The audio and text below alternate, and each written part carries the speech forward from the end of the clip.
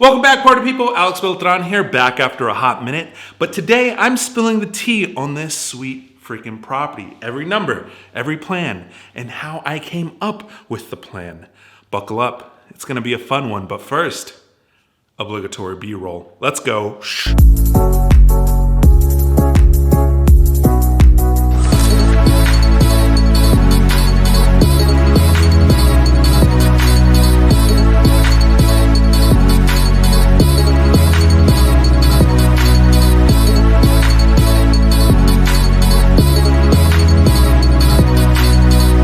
Was that a bit of an overkill? Yeah, absolutely. I know that those types of fancy cuts are meant for mega mansions and all that stuff, but I personally don't care. If you own a rental property, big or small, it's worth flexing. Forget the 90210 penthouse. Owning real estate as a whole is the real VIP. In fact, it's your ticket to that 90210 penthouse, coincidentally. Who knew? All right, so here's the property lowdown. This property is a gem. It's got a $1,200 a month mortgage and a 2.4% interest rate. I'm not fucking leaving!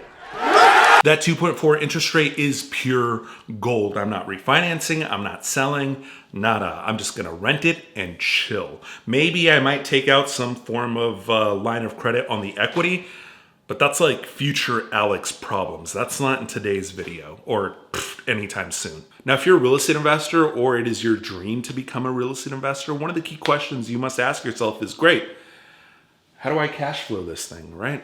And really, there is no one way to do so. There's a multitude of questions that you would have to ask yourself or ask, your mentor or whatever the case may be, how much work you want to put into it, your payment, your location. So instead of answering all those questions, I'd rather just break down this particular property for you to give you kind of an idea of what works, generally speaking. Generally speaking, there's short-term, mid-term, and long-term rentals. And within those categories, there are a bunch of subcategories. I'm gonna break it down into sort of like the more interesting ones for you, right? Option one is to rent by the room. With a $1,200 a month mortgage, that turns this house into a cash freaking cow. Think of PadSplit style, where you turn this 3-bedroom, 2-bath into like a 6-bedroom, 2-bath property. And you must be asking yourself, well, how do you do that? Living room? Nah, that's a bedroom. Basement? Bedroom. Closet? Okay, maybe not that far, but you get the gist, right? In PadSplit, you're not leasing to tenants, you're leasing to members. And if that doesn't have future class action lawsuit written all over it, I don't know what does. Now, PadSplit isn't being offered here in the city of Omaha, and I don't think Omaha is exactly cheering for that type of system to come here anytime soon. But it's still an interesting way of renting out properties, so let's game it out, right? You have $1,200 a month in monthly mortgage. You have $200 a month in water, $200 a month in electrical. You have the oh shit, I broke shit fund. You pay for the internet, which is around $75, $80 depending on how fast you want it to be. $75 for the cleaning ladies to come in once a week. A nice percentage, which is given over to the property management company because no way am I wrangling that circus. And last but not least, PadSplit's split of the earnings, right? I'm sure, I don't know what the numbers are, but let's just ballpark it and give it like maybe $1,800 to $2,000 a month in cash flow. Pretty tempting, my dear. But here's the rub. To me, that sounds like the biggest headache in the world. It sounds like a lot of drama, a lot of turnover, and a hell of a lot of maintenance. That's way too many issues to iron out, especially because you're dealing with members. Whatever the hell legally that means, right? The only reason I'm talking about this style of rental is, one, a lot of people are asking me about it, and two, it seems to be sort of like the latest thing that YouTube gurus are pushing out to people.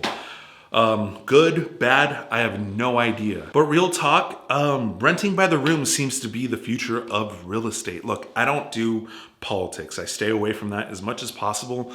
But I'm also not blind. I mean, I have glasses, but I'm not blind. It's becoming very apparent that a large chunk of people are not doing well with the home affordability situation. And I do think that at some point, either the government steps in and does something about it, or this form of rent by the room becomes very popular. Either way, I don't know which one's best. That's not my job. That's way above my pay grade. All I know is that when the government does something, usually it means they're printing money. And if they're printing money, That means that assets like this only skyrocket in value, and I'd rather hold the deed to a house than chase a quick buck. So renting by the room is something that I am not interested in. Option number 2 is the long-term rental. It is old faithful because it is steady and low maintenance cash flow, right? According to Rentometer, this house can get about $1,800 a month, $1,850, somewhere around there. But I don't have to furnish it. I don't have to pay for the utilities. That's all taken care of by the tenant. At $1,200 a month and, put a little bit of money aside for the oh shit, something's about to break fund, you're left, with maybe about $450 to $500 in monthly cash flow. Pretty freaking nice for set it and forget it if you really think about it. However, that still isn't the option that I want to go with. I want to go with door number 2, the midterm rental game, where you have to put in a little bit more work, but I firmly believe that it is worth it. In this particular case, I furnish and I pay for all utilities and I rent it out by the month. Think of like 30 to 90 day rentals. Why do I want to do this so bad? Well, I personally believe, especially here in Omaha, Nebraska, that this is going to have the largest pool of renters. And I want a piece of that pie. And the cool thing about it is that it's so flexible that if I don't hit my numbers, I could easily switch over to long-term rentals. Set it, forget it, move on, sip pina coladas in my basement. Because $500 a month probably isn't enough to send me to Cancun. Now you must be asking yourself, what do you mean larger pool of renters? What type of people rent midterm? Well, the usual crews, right? The actual workers crews, the line crews, traveling nurses, traveling insurance adjusters, but more importantly than that, the insurance companies themselves. Have you ever thought to yourself, like, when someone's house burns down or it gets flooded or, electrical issues that's covered by insurance, where do these insurance companies put those families temporarily? Well, midterm rentals, baby. Yeah, all insurance agencies need places to put folks while they work on these particular properties. And that's where I slide into insurance companies' DMs and say, hey, baby, I got a house you can use. You in? And look, fire and flood is just like the first thing that pops to mind. There's a multitude of reasons why an insurance company would move a family to a different house while there's work being done to it.